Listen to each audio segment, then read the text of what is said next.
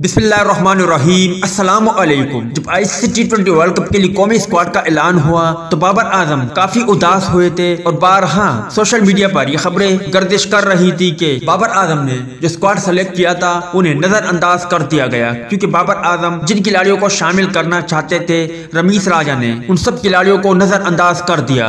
बाद अज़ा बाबर आजम के हवाले से मुस्तफी होने की खबरें भी सामने आई थी कि बाबर आजम मुस्तफी हो रहे हैं। ताहम अब क्रिकेट की दुनिया में ऐसी खबर सामने आई है जिससे आपका दिल भी उदास हो जाएगा और साथ ही साथ रमीज राजा भी सोचने लग जाएंगे कि वाकई में बाबर आजम के साथ गलत हुआ और कौमी स्क्वाड में तब्दीलियां होनी चाहिए। वीडियो की तफसील में जाने से पहले इस वीडियो को लाइक करें और कमेंट सेक्शन में आप इस अपडेट के मुताबिक अपनी राय के इजहार जरूर करें। दोस्तों, पाकिस्तान के पास मौका है कि आईसीसी T20 वर्ल्ड कप के लिए अपने स्क्वाड में रद्द-बदल कर सकता है, जबकि दूसरी जानिब रमीज राजा ने मोहम्मद आमिर और शर्जील खान को भी मुश्किल में डाला है, क्योंकि रमीज राजा बार बार कह रहे हैं कि किसी भी फिक्सर को कौमी स्क्वाड में शामिल नहीं किया जाएगा, जबकि दूसरी जानिब बाबर आजम भी इस स्क्वाड से नाखुश है और वो भी चाहते हैं कि कौमी स्क्वाड में 2 से 3 तब्दीलियां लाजमी हो जाए। मगर अफगान क्रिकेट टीम के कप्तान राशिद खान ने अपने ओहदे से इस्तीफा दे दिया। वजह क्या बनी जानकर आपको भी बाबर आजम याद आ जाएगा। माइक्रो ब्लॉगिंग वेबसाइट ट्विटर पर जारी बयान में उन्होंने कहा कि उन्हें T20 वर्ल्ड कप के लिए टीम की सिलेक्शन पर तहफुजात थे। उनका मौकिफ है कि टीम की सिलेक्शन पर मुझे इत्तेमाद में नहीं लिया गया। राशिद खान ने कहा कि कप्तान की हैसियत से टीम की सिलेक्शन में मेरी शमूलियत मेरा हक है। अफगान क्रिकेट बोर्ड ने जिस टीम का ऐलान किया उसके लिए मुझसे मुशावरत नहीं की गई। उन्होंने कहा कि मैं अफगान T20 क्रिकेट टीम के कप्तान के ओहदे से अभी मुस्तफी हो रहा हूँ। अफगान के लिए खेलना मेरे लिए हमेशा काबिल फख्र रहेगा।